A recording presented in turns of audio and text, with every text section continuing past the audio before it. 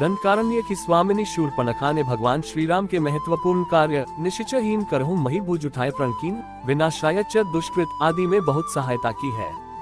जनमानस में शूर्पणखा की छवि राक्षसी होने, कामी होने, निर्ममता से नरसंहार करने की होने से वह घृणा की दृष्टि से देखी जाती है। करोड़ों जन्मों तक तपस्या करने के बाद भी ऋषि मुनियों को भगवत दर्शन लाभ नहीं हो पाते, परंतु इसने उनके दर्शन के साथ साथ बातें भी की तथा श्री राम ने उसकी लक्ष्मण जी से भी बात करवाकर भक्ति स्वरूपा आद्या शक्ति जगत जननी सीता माता के दर्शन भी करवा दिए। एक जिज्ञासा बनी रहती है कि आखिर शूर्पणखा ने ऐसा कौन सा पुण्य किया होगा जिससे उसे यह सौभाग्य प्राप्त हुआ। मनीषी व ज्ञानी जन हमेशा इसका चिंतन किया करते हैं। पूर्व जन्म में शूर्पणखा इंद्रलोक की नयनतारा नामक अप्सरा थी। उर्वशी, रंभा, मेनका, पूंजिक स्थला आदि प्रमुख अप्सराओं में इसकी गिनती थी। एक बार इंद्र के दरबार में अप्सराओं का नृत्य चल रहा था। उस समय यह नयनतारा नृत्य करते समय भ्रू संचालन अर्थात आंखों से इशारा भी कर रही थी। इसे देख इंद्र विचलित हो गए और उसके ऊपर प्रसन्न हो गए। तब से नयनतारा इंद्र की प्रेयसी बन गई। तत्कालीन समय में पृथ्वी पर एक वज्रा नामक एक ऋषि घोर तपस्या कर रहे थे। तब नयनतारा पर प्रसन्न होने के कारण ऋषि की तपस्या भंग करने हेतु इंद्र ने इसे ही पृथ्वी पर भेजा, परंतु वज्रा ऋषि की तपस्या भंग होने पर उन्होंने इसे राक्षसी होने का श्राप दे दिया। ऋषि से क्षमा याचना करने पर वज्रा ऋषि ने उससे कहा कि राक्षस जन्म में ही तुझे प्रभु के दर्शन होंगे। तब वही अप्सरा देह त्याग के बाद शूर्पणखा राक्षसी बनी। उसने दृढ़ निश्चय कर लिया कि प्रभु के दर्शन होने पर वह उन्हें प्राप्त कर लेगी।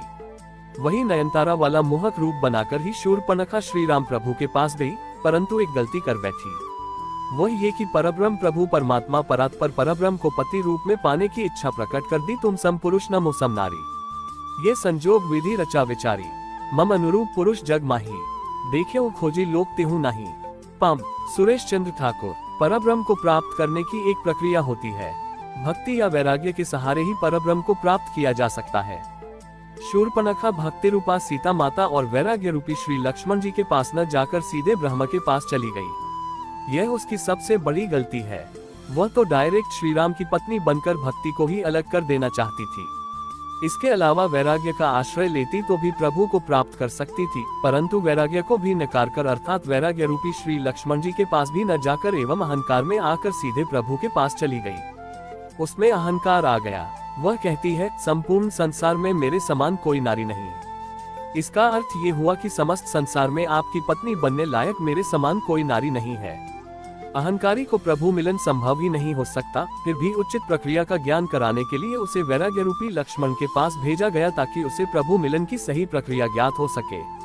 शूर्पणखा जैसी गलतियां कई बार हम लोग भी करते हैं। जैसे प्रभु के मंदिर में जाने पर हम लोग जहां अगरबत्ती का खाली पैकेट, नारियल की पॉलिथीन, माचिस की तीली, दूध चढ़ाकर दूध का खाली पाउच मंदिर परिसर में डस्टबिन में न डालकर चाहे जहां फेंक देते हैं। चैनल गेट में ही अगरबत्ती लगा देते हैं। नियत स्थान को छोड़कर पीढ़ी पर भी दीपक लगा देते हैं, या भगवान के पैर के पास या शिव जी की जलाधारी के ऊपर ही दीपक रखाते हैं, आदि आदि। इस प्रकार के 32 भागवत अपराध होते हैं। मंदिरों में जाकर इन 32 अपराधों में से एक भी अपराध यदि कोई करता है तो उस पर भगवान की कृपा तो नहीं होती है, अपितु वही ईश्वर का कोपभाजन अवश्य बन जाता है। वैरागी लक्ष्मण ने सोचा कि राक्षसी को वैराग्य तो आ नहीं सकता, अतः उसे पुनः प्रभु के पास भेज दिया। तब प्रभु ने कहा कि मैं तो भक्ति के वश में हूँ। तब शूर्पणखा भक्ति रूपा सीता माता के पास गई, परंतु वहाँ भी एक भागवतापराध कर बैठी।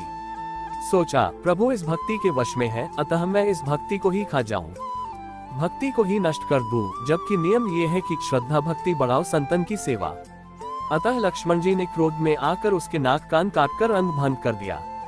तब शूर्पणखा के ज्ञान चक्षु खुल गए और प्रभु के कार्य को पूरा कराने विनाशाय च दुष्कृतम के लिए उनकी सहायिका बनकर प्रभु के हाथ से खरवा, दूषण, रावण, कुंभकर्ण, मेघनाद आदि निशाचरों को मरवा दिया और प्रभु प्राप्ति की उचित प्रक्रिया अपनाने के लिए पुष्कर जी में चली गई और जल में खड़ी होकर भगवान शिव का ध्यान करने लगी। आइए हम भी भगवान रुद्रेश्वर को प्रणाम करें। ज्योतिमत्र स्वरूपाय निर्मल ज्ञान चक्षु से ओम रुद्रेश्वराय शांताय ब्रह्मणे लिंग मूर्ते। श्री कृष्ण की पत्नी 10,000 वर्ष बाद भगवान शिव ने शूर्पणखा को दर्शन दिए और वर प्रदान किया कि 28वें द्वापर युग में जब श्री राम कृष्ण अवतार लेंगे तब कुब्जा के रूप में तुम्हें कृष्ण से पति सुख की प्राप्ति होगी।